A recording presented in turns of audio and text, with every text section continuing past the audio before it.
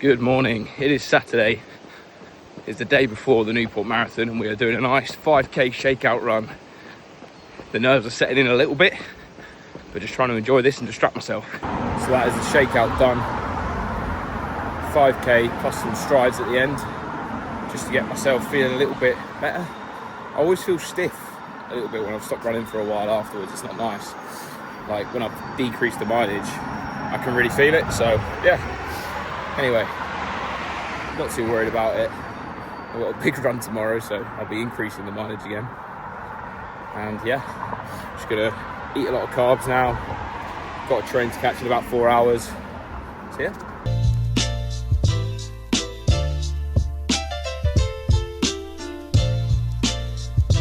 Here we go then. It is Saturday. It is 8 p.m. the night before the marathon. I'm starting to think about going to bed because I'm going to be up early in the morning. It is a 9 a.m. start tomorrow. But just thought before the big day tomorrow, I would just share how I'm feeling, what the plan is. So the goal is obviously for me, SUB-3. I don't need to tell anyone that. That has been my goal for the last 3 marathons that I've done. That's not going to change now. And I feel fitter than I've ever felt, which is great. I'm definitely in SUB-3 shape. I'm probably in sort of mid 250s range shape, to be honest with you, in terms of how I feel and how good the training block that I strung together was. But that doesn't mean that I'm going to go for mid 250s. I think given the fitness that I've banked and where I am and how I feel, tomorrow is just up to me. It's up to me to not bottle it. Mindset is super important. There's people down there and I hope the windows are tinted, but they can probably see me. I think they can. Yeah, funny. But anyway, it's they're laughing. That's good. Anyway, tomorrow is up to me. I know I'm fit enough to do it, so it's just about whether I execute on the day, whether I'm brave enough, whether I don't bottle it, whether my mind goes. That's the main thing, because fitness I know is there, and unless something ridiculous or major happens, then I know I'm fit enough to run SUB-3 tomorrow. The weather is looking fantastic, pretty mild, minimal wind, it's a flat course, so there's really going to be no excuses for me this time. I can't blame the weather, I can't blame anything, it'll just be me. So I am a bit nervous about that, but equally just got to trust that I've done the training, I'm fit enough. The plan tomorrow is just go out at SUB-3 pace, which is around that 4:15 mark, and see how I feel when I get to sort of 32k where the race starts. You know, if I can kick on, great. If I have to just hold on to it, then I'm confident that I can. In my head, I think ideally I can get a time like around 2:57ish, something around there would be kind of cool. But again, I'm not running away with that. The goal is SUB-3, whether it's 2:59 or whether it's 2:57 flat or whatever, you know, that's still the goal. So yeah, feeling good for it. I'll obviously update you in the morning. I've had a copious amount of fucking carbs today, Friday and Thursday. So yeah, focus now is just getting a good night's sleep, or as good night's sleep as possible, and just enjoying the race, the build up, trying to enjoy the emotions of it, because like it's nerve-wracking. You're excited, but you know, you have that sort of knot in your stomach a little bit. You're a bit like fuck, but that's a privilege to be able to care about something that much, that you feel that way. And also it means fuck all as well. This isn't my job, I'm not getting paid for this, like it's just a hobby that I'm pursuing. So yeah, I'm gonna try and enjoy it as much as I can, but for now let's try and get some sleep. I'll see you in the morning. Just a quick one, I thought I'd talk you through kit tomorrow. It'll become as no surprise to you. It's basically the same as what I wore for Chicago. Alpha Fly, it's looking a bit battered now. Nike Aero Swift singlet, I think that's called. Number tomorrow, 798. I quite like that number, don't know why. I'm taking 8 gels with me, which, anyway, we'll see whether I take them all. I don't think I will, but yeah, anyway. And yeah, got my Calvin Klein's heart rate monitor from Polar, which actually I think this will be the first time I've ever worn it for a marathon, so it'll be interesting to see the data. Ron Hill shorts, sodium tablets, matching shoe socks for the Alpha Flies, and yeah, that is the kit. Okay, that is actually me done now. I'm going to go to bed, or soon. I'm going to go to bed. I'm going to chill for the rest of the evening. See ya in the morning. Good morning. It is 7 a.m. on marathon day. It's a beautiful morning out there. I don't know if you can really see. Yeah, there you go. Absolutely lovely. Good day for running by the looks of it. The trees aren't blowing too much in the wind, which is a good thing. Yeah, about half an hour's time. Gonna get a taxi, head to the race. I slept really well last night. I got like 8 hours, just more than. So it's probably the best I've ever slept before a marathon, which is a good sign. And yeah, got my little breakfast down me around 6. I just don't feel like eating anything at the minute. I'm still full of all the carbs from the last 3 days. And yeah, there's not really much else to say. It's the last piss done. Got the tunes on. It's fucking game time.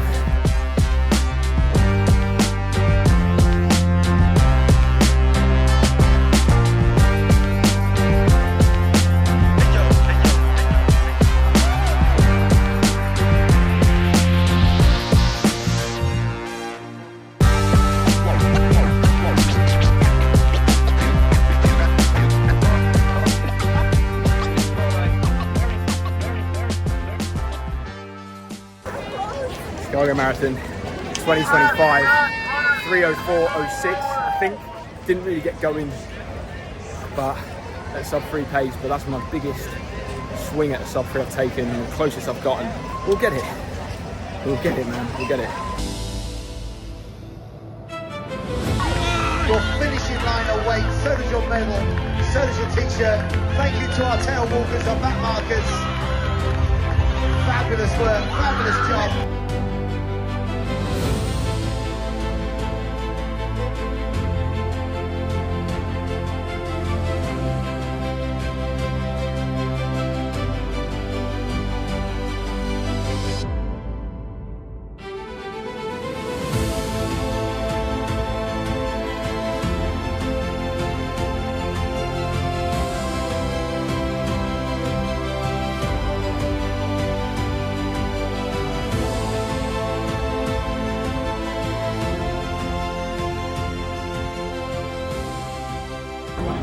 India and Madly with Liz. That is it. Sub-3 complete. 2:57:42 Newport Marathon. Wow. Just what a fucking day. What a day. Yeah. I can't ask for much more. Today it is the 5th of May, so it's been about 2.5 weeks since I did that in Newport. And the reason I haven't done a video or any debrief really since then is because I've been moving house, it's been my birthday, I've been away for consecutive weekends since the marathon. Just not really had a time to sit down and reflect, but I do now, so let's talk about it. First things first, the course itself, pancake flat. Seriously underrated course if you want to go and run a PB. It was about 40 meters of elevation. I've not seen a flatter marathon in the UK, and I've ran the 2 allegedly flattest marathons in the UK, Manchester and Edinburgh. Neither of those were as flat as Newport. The only elevation as well is right at the start and right at the end over a bridge. So the entire middle section, and I mean from probably about 4K until 40K, is just flat, and you can just lock in completely to pace and get into a real flow state, which is pretty cool. The race itself, I actually raced most of it, or all of it nearly, with a guy that I met in the start pen called Kern. Here he is. We both decided, well, we didn't decide that we were going to run together, but we both said we were going for sub-3, and then we just set out and ran together. I planned, as I say, to go out at sub-3 pace and see whether I could up it, and around 32K was my plan. So yeah, set out, first 5K, 20:54, which is a little bit hot. 21:15 is the 5K splits. I will say that these 5K splits that I'm going to say are not entirely accurate, because my plan was to lap my watch manually at each course marker, at each 5 kilometer marker, which there were on the course. But the first 5K marker came at like 4.6 kilometers, which is obviously way too early. I know the watch is sometimes out of whack, but not that much. So that put a bit of a spanner in the works right from the off. First 5, 20:54. And it was around this point where I started to realise I had a bit of a problem. I had tied my shoelaces way too tight. Those bastard alpha flies were triple knotted and basically glued to my feet. But what that meant is that I was getting some real bad numbness in my feet and also some pins and needles. It wasn't quite sore, but I was panicking that if it didn't go away, I might have to stop and tie my shoes, redo them. How much time was that going to cost me? And honestly, I was panicking about this for maybe about 8K, to be honest. It went on for quite a while. And eventually it did go away, which was lucky because I was not looking forward to having to stop. Anyway, second 5 kilometers up to 10K was 21:02, and then 15 was 21:01. It was around this point where the feet numbness started to go away. And then from 20K, 21:07, 25, 21:03. And honestly, the entire race up to this point just flew by. Me and Kern were just really locked in, having a chat a little bit, talking about football and work and all kinds of shit. But honestly, it made it go so much faster, which was pretty nice. I got into a good rhythm, so felt pretty good. Although it was around the 25K mark where the mental battle started, and I started to think, okay, this is feeling hard now. The point up until then had felt not easy, but comfy, which I expected because I'd done like 24K continuous in marathon pace in training. I'd done like 30K of marathon pace with 10 by 3K blocks in training as well. So I knew I had the endurance in me, but I knew I'd have to lock in around this point. And 25 to 30K, despite feeling like, oh, this is a bit hard, I got quicker, 20:57. And then 30 to 35K, that was where the challenge started. I knew I wasn't going to be able to kick on and go faster. Like, I just knew that wasn't going to happen. So it was a case of just locking in and getting my head down. Especially from 34K onwards, I started to feel really, really like it was quite the challenge. Despite that, faster again, up to 35K. That was a 20:50 5K split. So for someone who was feeling a little bit done in at this point, not too bad. 34K, as I say, is the point where I was feeling it. And that's actually where Kern, roughly, I think that's where Kern sort of went off into the distance. Not that far, I still see him for most of it. He was maybe 150, 200 meters ahead, but he had definitely put the afterburners on a little bit and was having a fast finish, as was I, just not as fast as what he was, but more on him later. We went up to 40K in 20:48. So 35 to 40K was 20:48.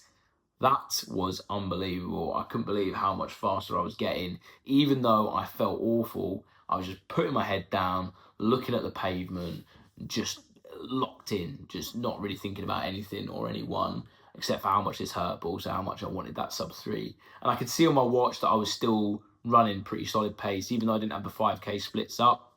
Because I've tried and failed sub-3 so many times, I know what each 5K point needs to be in terms of elapsed time, like 25K, 30K. So I could tell basically throughout this whole point that I was 45 seconds to a minute ahead of pace, which was good. Then just before the 41K mark, the big bridge came around. That was shit. I don't know who designed the course. No, the course is great, but that is rough. And I saw my pace drop into sort of the 420s. I didn't think that I had enough of a buffer, but still you want to try and just make it as safe as possible. I did, though, on the way back down, managed to get down to about 3:58 per kilometre because I just bombed it. I don't really know where that came from, but I managed in the process to catch up to Kern as well. And I sort of tapped him on the shoulder. He turned to me and he sort of gave me a little fist bump and said, I think we've done it. And I did feel he was right at that point. Doing the maths in my head, I knew I'd have to have a seriously calamitous final K to not get the sub-3. And just to avoid it, I decided to do that final full kilometre in 4:06, which, yeah, is good. I rounded that final corner and I could see the finish line.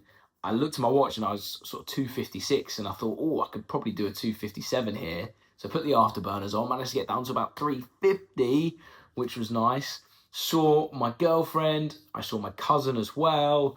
Unbelievable. Just bombed it over that finish line. Kern finished 2 seconds ahead of me. That was pretty fucking cool, to be honest. To share that whole experience with a complete stranger, except for maybe about 4 or 5k. That was awesome, and the fact that we both did it was pretty class.